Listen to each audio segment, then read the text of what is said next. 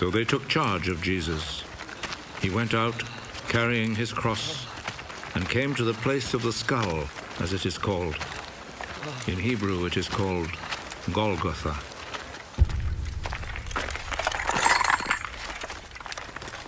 There they crucified him, and they also crucified 2 other men, one on each side, with Jesus between them.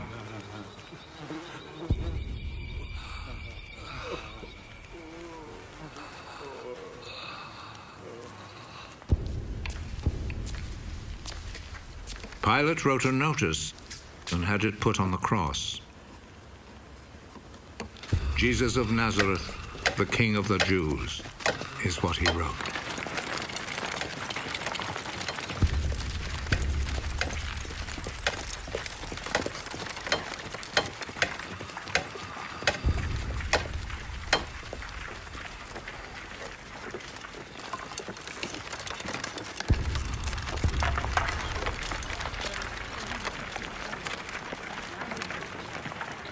Many people read it because the place where Jesus was crucified was not far from the city. The notice was written in Hebrew, Latin, and Greek. The chief priest said to Pilate, "Do not write the King of the Jews, but rather..." This man said, "I am the King of the Jews." What I have written stays written.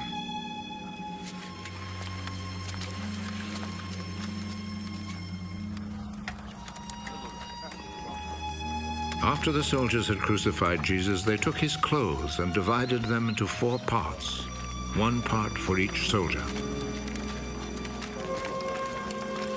They also took the robe, which was made of 1 piece of woven cloth without any seams in it. The soldiers said to one another, "Let's not tear it. Let's throw dice to see who will get it." This happened in order to make the scripture come true. They divided my clothes among themselves and gambled for my robe. And this is what the soldiers did. Standing close to Jesus' cross were his mother's sister, Mary, the wife of Clopas, and Mary Magdalene. Jesus saw his mother and the disciple he loved standing there. "He is your son." Then he said to the disciple, "She is your mother." From that time, the disciple took her to live in his home. Jesus knew that by now everything had been completed. And in order to make the scripture come true, he said,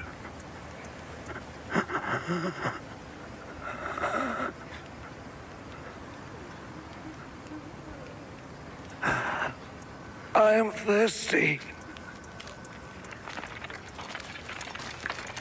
A bowl was there, full of cheap wine. So a sponge was soaked in the wine, put on a stalk of hyssop, and lifted up to his lips.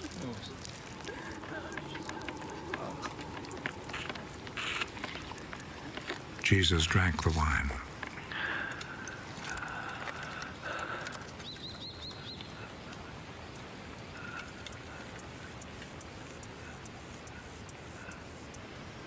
"It is finished." Then he bowed his head and gave up his spirit.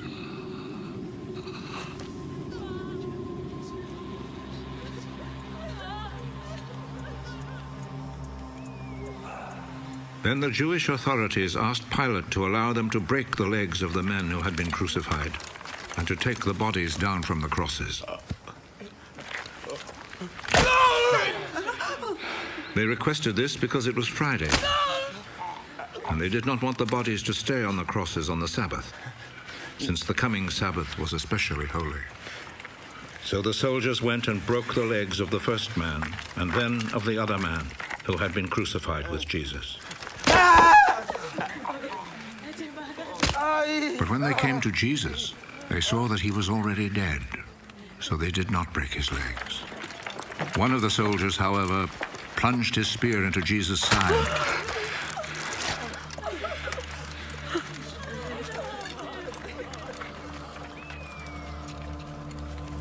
once blood and water poured out.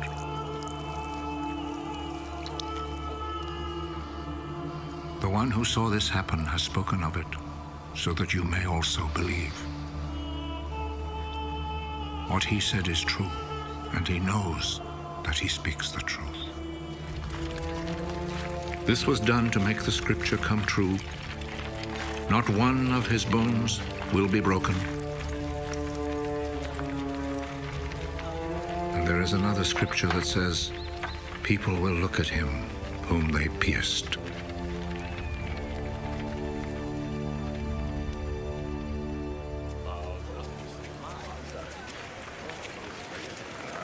After this, Joseph, who was from the town of Arimathea, asked Pilate if he could take Jesus' body. Joseph was a follower of Jesus, but in secret because he was afraid of the Jewish authorities. Pilate told him he could have the body, so Joseph went and took it away. Nicodemus, who at first had gone to see Jesus at night, went with Joseph, taking with him about 100 pounds of spices, a mixture of myrrh and aloes. The two men took Jesus' body and wrapped it in linen cloths with the spices, according to the Jewish custom of preparing a body for burial. There was a garden in the place where Jesus had been put to death, and in it there was a new tomb where no one had ever been buried.